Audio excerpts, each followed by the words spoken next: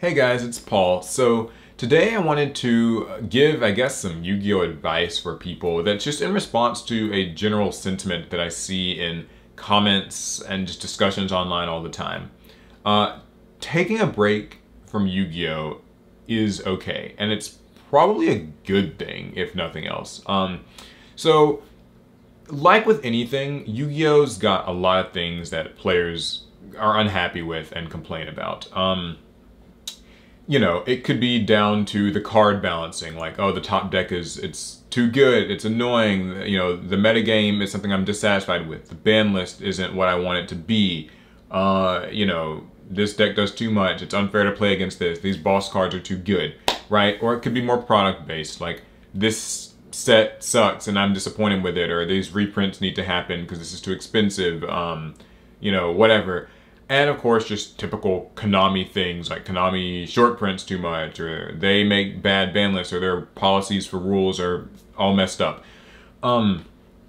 So, I see all of this stuff every day. I read lots of YouTube comments, people disagree on what's the right and the wrong way to handle this game. Sometimes people get upset because they lose, they get salty, you know, they're raging, all this stuff. People argue, the arguments get pretty intense at times.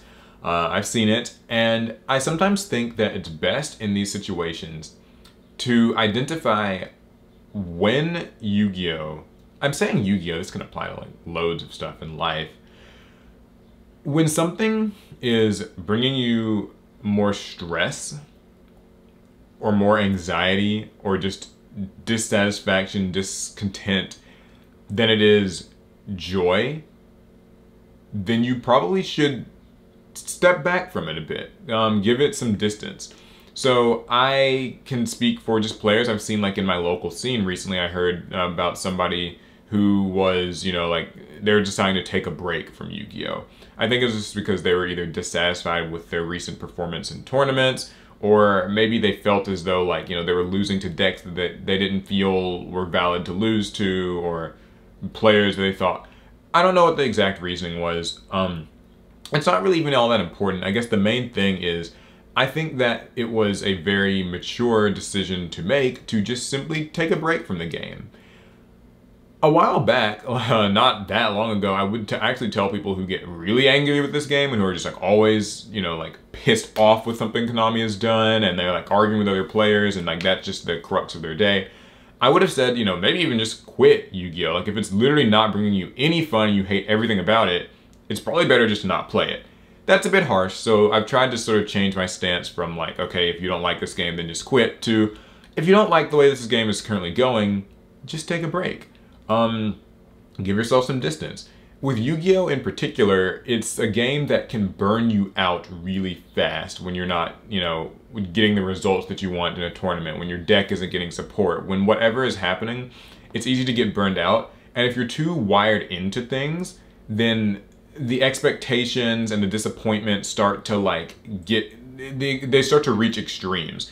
So, you know, there are people who want support for their favorite deck, and every single time that a new set or product is announced that doesn't have support for that deck or type or whatever, you know, there's a little bit more resentment and like impatience and tension built up there. Or, you know, if a certain deck doesn't get hit on the ban list over and over and over, like Dinosaurs or Dragon Link right now, people get like more and more upset with those decks, and they find those formats, you know, like less and less enjoyable to play because like they get tired of losing to the same deck. I think in cases like this, it's better to just step away from the game. It doesn't have to be for a really long time, but it certainly can be. If, you know, it's just a format that you're dissatisfied with, you can step away from the game until the next ban list is announced.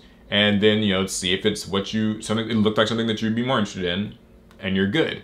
You know, if it's a matter of just waiting for a certain archetype or something to get support, that's fine too. Konami's been supporting a lot of different archetypes in these main series sets lately, which I think is a really good thing. So just wait a few sets and your favorite archetype will probably be getting more support soon.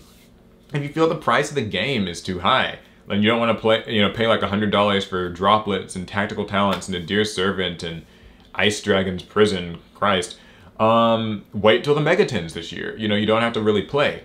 Speaking for myself personally, I am actually on a bit of a break from Yu-Gi-Oh right now, which you probably wouldn't necessarily know. I mean, I still have to keep up with it enough to like upload videos and stuff, but I have not been really buying, you know, a lot of cards myself and like products and stuff and building decks. I was doing it a lot last year. I just found that between COVID and stuff like that, I've had a little bit less interest in playing the game directly. I still have my cards, I still occasionally play and stuff, but I decided I'm just going to kind of break until events come back, because for me, it's tough to get into online tournaments. I don't find them as exciting. I found that kind of seems to be the sentiment for a lot of players. I don't see as much like excitement and buzz around, you know, the dueling book tournaments and the EDO Pro tournaments and like LGS. I know that's a thing, and like PPG does tournaments. And those might be the same thing. I'm not even sure, but yeah, like, you know, all of these things, and of course the remote duel extravaganzas and invitationals. I feel like people don't seem as interested in them as like when YCS events were around, and like everybody wanted to know what decks like won the most recent YCS of the format.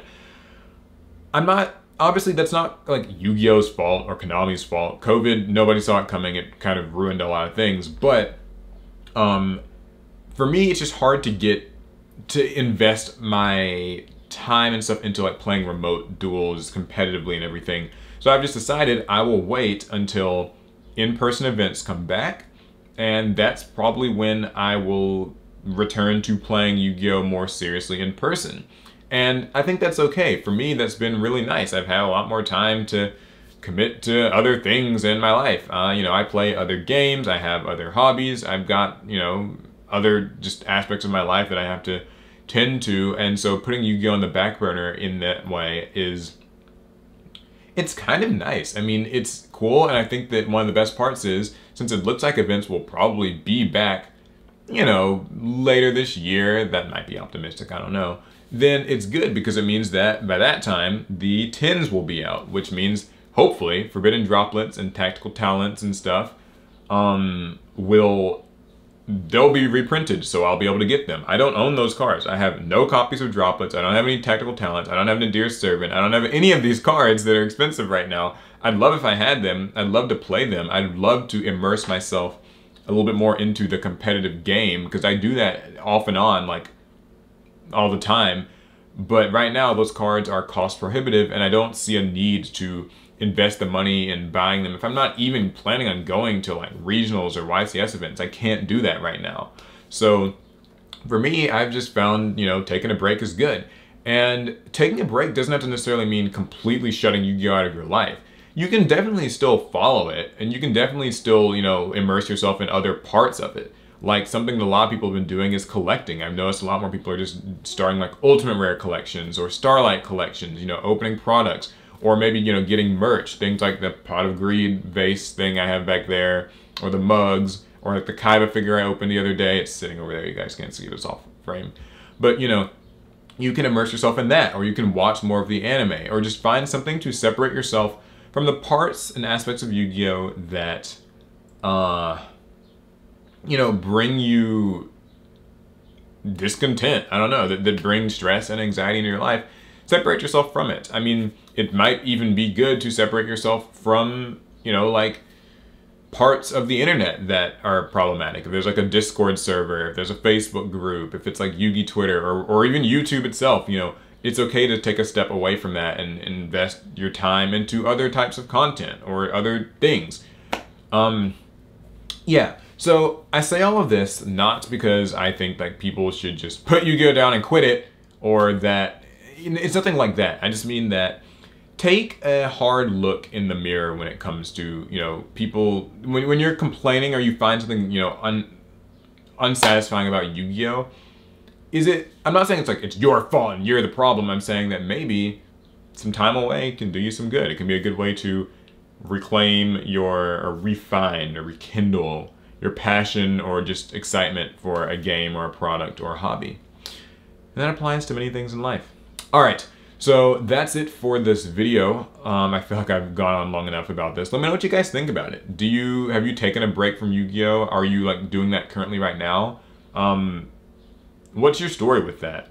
As you guys know, I enjoy reading the comments on this channel quite a lot. I'm not really able to reply to many of them, so I usually will just like heart it or whatever to let people know. But I find it very interesting. I want to know, what are people's thoughts on this? Because I think we could cut down on a lot of the dissatisfaction and like the arguing and resentment between players towards themselves and Konami and everything if we just sort of, you know, take a break from Yu-Gi-Oh! Chill, come back. It's not going anywhere. It'll be fun. All right, that's it. Hopefully you guys enjoyed the video. See you in the next one. Pass turn.